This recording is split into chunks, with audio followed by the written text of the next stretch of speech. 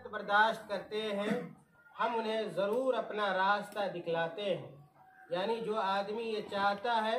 کہ وہ دین کا علم حاصل کرے، شریعت کا علم حاصل کرے، قرآن کا علم حاصل کرے، حدیثوں کا علم حاصل کرے اور توحید کا علم حاصل کرے، سنت کا علم حاصل کرے، تو اللہ رب العالمین ایسے لوگ کی رہنمائی کرتا ہے اور ایسے لوگ علم و عمل سے مالا مال ہوتے ہیں۔ اور آیت کے آخری حصے میں اللہ تعالیٰ نے کہا وَإِنَّ اللَّهَ لَمَعَ الْمُحْسِنِينَ کہ محسنین کے ساتھ اللہ رب العالمین ہے، یعنی محسنوں کی اللہ رب العالمین مدد کرتا ہے، تعاون کرتا ہے۔ اگر ہمارے اندر اخلاص پایا جائے گا، اچھی نیت سے اگر ہم علم حاصل کریں گے، اور یہ بات ذہن میں رہے کہ جب آپ کسی مدرسے کے اندر داخلہ لیں تو اس ارادے کے ساتھ داخلہ لیں کہ ہم دین کا علم حاصل کریں گے، شریعت کا علم حاصل کریں گے، اللہ رب العالمین کی رضا اور اس کی خوشنودی حاصل کریں گے، جنت کے حصول کے لیے آپ علم حاصل کریں۔ اگر یہ نیت ہوگی، یہ ارادہ ہوگا جس کو ہم اور آپ اخلاص کے نام سے جانتے ہیں، یقیناً اللہ رب العالمین کی مدد اور اس کا تعاون بھی حاصل ہوگا۔ بہت ساری آیتیں ہیں جن آیتوں میں اللہ رب العالمین نے محنت کرنے پہ، مشقت کرنے پہ اور اسی طرح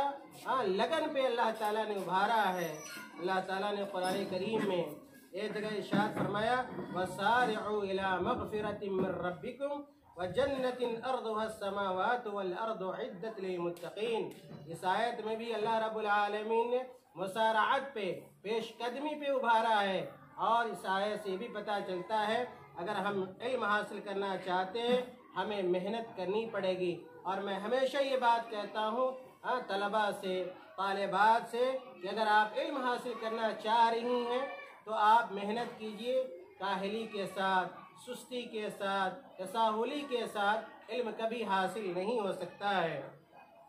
بلکہ ایک طالب علم کو اس پرندے کو دیکھنا چاہیے۔ آپ دیکھیں آسمان پہ اگر آپ نگاہ لے جائیں گے تو نظر آئے گا کہ آسمان پر بہت سارے پرندے اڑتے ہیں، کوا بھی اڑتا ہے، کاگ بھی ہے، چیل بھی ہے، لیکن کچھ ایسے پرندے ہیں جو آسمان کی بالکل اونچائی پر پہنچ جاتے ہیں۔ آپ نے شاہین کو دیکھا ہوگا کہ وہ نیچے اڑنا پسند نہیں کرتا ہے، شاہین یہ چاہتا ہے جو پرندہ ہے کہ ہمیشہ آسمان سے قریب رہیں اور سب سے اوپر رہیں۔ اسی طرح ایک طالب علم کو ہمیشہ یہ کوشش کرنی چاہیے کہ ہم کاہل جو بچے ہیں اور اسی طرح نہ پڑھنے والے بچے ہیں ان کی صحبت میں نہیں رہیں گے، ان کے قریب نہیں رہیں گے، اس لیے کہ اگر ہم نے ایسے لوگوں کی صحبت اختیار کی تو جس طرح وہ برباد ہو رہا ہے، ضائع ہو رہا ہے، اور اس کی عمر کیا ہے ضائع ہو رہی ہے، اس کا مستقبل ضائع ہو رہا ہے، اسی طرح ہم بھی کیا ہے ضائع ہو جائیں گے، برباد ہو جائیں گے۔ شاعر نے کہا، بڑا مشہور شعر ہے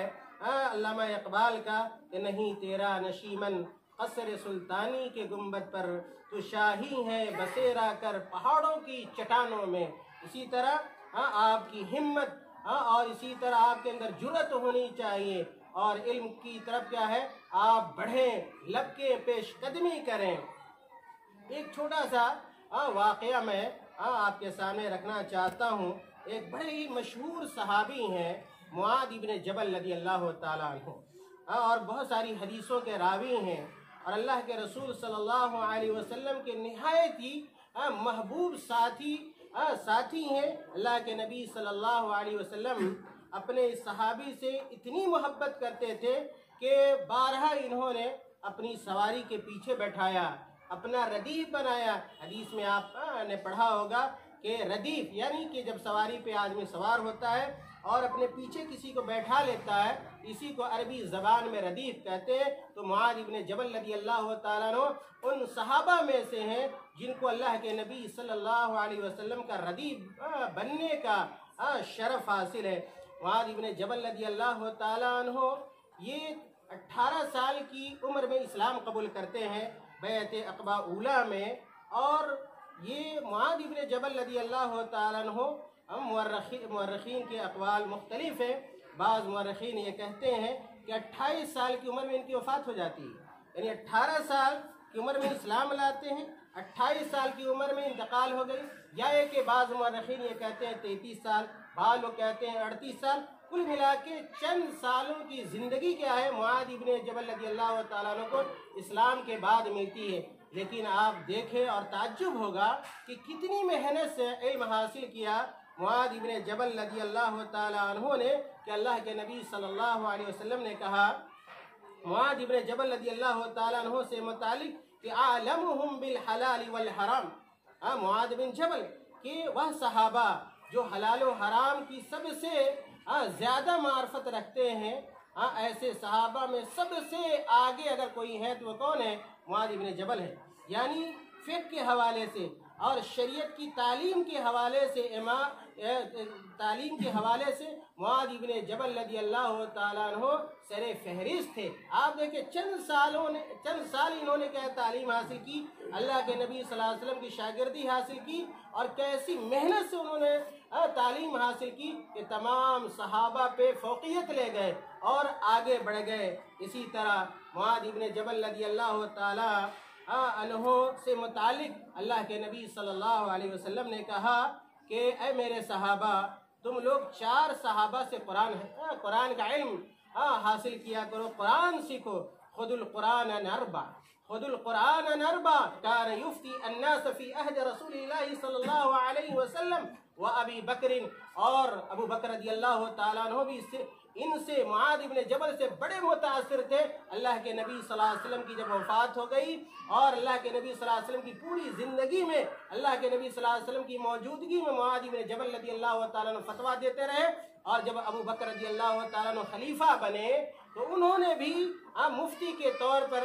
انتخاب کیا، تو معاذ بن جبل رضی اللہ تعالیٰ عنہ کا کیا۔ عمر رضی اللہ تعالیٰ عنہ دیکھیے کیا کہتے ہیں معاذ بن جبل رضی اللہ تعالیٰ عنہ سے متعلق، کہتے ہیں من اراد ان یسأل عن الفقہ فلیأتی معاذ بن جبل، کہ تم میں سے جو آدمی یہ چاہتا ہے کہ وہ فقہ سے متعلق، شریعت کے اصول اور ضابطے سے متعلق اور شریعت کے قانون سے متعلق سوال کرے، اس آدمی کو چاہیے کہ معاذ بن جبل کے پاس آئے۔ خیر، میں آپ لوگوں تک یہ پیغام پہنچانا چاہتا ہوں کہ اگر آپ یہ چاہتی ہیں اور چاہتے ہیں کہ آپ علم حاصل کریں، اس کے لیے جد و جہد شرط ہے، محنت شرط ہے، اور کبھی بھی آسانی کے ساتھ علم حاصل نہیں ہو سکتا ہے۔ اگر آپ علم حاصل کرنا چاہتی ہیں اور چاہتے ہیں تو آپ کو دھوپ برداشت کرنی پڑے گی، ٹھنڈک برداشت کرنی پڑے گی، پیاس برداشت کرنی پڑے گی، علماء کی ڈانٹ برداشت کرنی پڑے گی، اساتذہ کی سرزنش برداشت کرنی پڑے گی،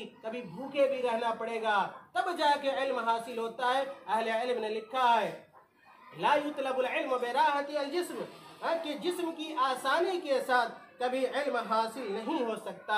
اس لیے اگر آپ اس بات کے لیے تیار ہیں کہ ہم قربانی دیں گے، ہم محنت کریں گے، تو پھر آپ کو اس ادارے کے اندر یا کسی ادارے کے اندر رہنا چاہیے اور تعلیم و تعلم سے شغف رکھنا چاہیے، اور وہ بچے اور وہ بچیاں جو تن آسانی کے شکار ہوتے ہیں وہ کبھی آگے نہیں بڑھتے ہیں، کبھی دنیا میں کمال نہیں پیدا کرتے ہیں، کبھی اپنا نام وہ اونچا نہیں کرتے ہیں۔ ایک آخری بات میں سنا کر اپنی بات ختم کروں گا۔ حضرت عبداللہ ابن عباس رضی اللہ تعالی عنہ، یہ آپ صلی اللہ علیہ وسلم کے چچیرے بھائی ہیں۔ آپ بچے غور سے سنیں، عبداللہ ابن عباس رضی اللہ تعالی عنہ پیارے رسول صلی اللہ علیہ وسلم کے چچیرے بھائی ہیں، اور یہ بھی بہت بڑے عالم دین ہوئے، بہت بڑے عالم تھے، یہاں تک کہ لوگ کہتے ہیں حبر الامت تھے، امت کے بہت بڑے کیا ہے عالم دین تھے، ترجمان القرآن تھے، مفسر قرآن تھے، رئیس المفسرین ان کو کہا جاتا ہے۔ امام دارمی رحمت اللہ علیہ نے اپنی سنن میں لکھا ہے، صحیح سند کے ساتھ لکھا ہے کہ جب اللہ کے رسول صلی اللہ علیہ وسلم کی وفات ہو گئی تو حضرت عبداللہ ابن عباس رضی اللہ تعالیٰ عنہ اپنے ایک ساتھی کے پاس آتے ہیں اور کہتے ہیں کہ میرے دوست، کہ ہم لوگ اللہ کے رسول صلی اللہ علیہ وسلم سے علم حاصل کیا کرتے تھے، اللہ کے نبی صلی اللہ علیہ وسلم سے تعلیم حاصل کرتے تھے، اب اللہ کے نبی صلی اللہ علیہ وسلم کی وفات ہو گئی، اللہ کے نبی صلی اللہ علیہ وسلم رخصت ہو گئے، تو اب یہ ہم لوگ کیسے علم حاصل کر سکتے ہیں، اللہ کے رسول کی حدیثوں کو کیسے جمع کر سکتے ہیں؟ ایسا ہم لوگ کرتے ہیں کہ ہم دونوں ان صحابہ کے پاس چلتے ہیں جو بڑے بڑے صحابہ ہیں، ابو بکر ہے، عمر ہیں، عثمان ہیں، علی ہیں، اور دیگر جو بڑے صحابہ ہیں، انہوں نے جو حدیث اللہ کے رسول سے سنی ہے صلی اللہ علیہ وسلم، ہم بھی ان سے جا کے وہ حدیثیں سنتے ہیں، جمع کرتے ہیں۔ اس طرح ہم لوگ علم حاصل کریں گے، تعلیم حاصل کریں گے۔ عبداللہ ابن عباس رضی اللہ تعالیٰ عنہ کے اس دوست نے کہا کہ عبداللہ، کیا آپ یہ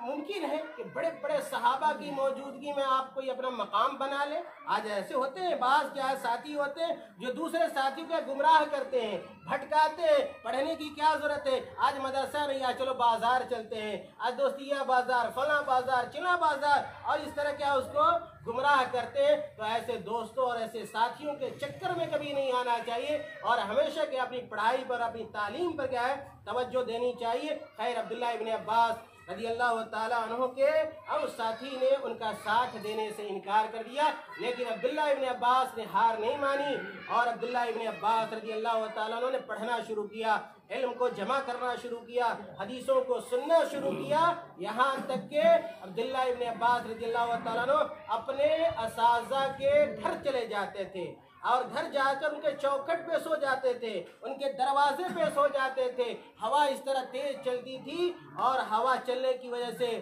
یہ ان کے چہروں پر گرد و غبار بھی آتا تھا، لیکن عبداللہ ابن عباس رضی اللہ تعالیٰ نے تعلیم حاصل کرنا نہیں چھوڑا، اور دروازے سے ہٹتے بھی نہیں تھے کہ ہو سکتا ہے کہ اگر وہاں سے ہٹ جائیں تو ہمارے استاد کہیں چلے جائیں گے۔ تو علم کے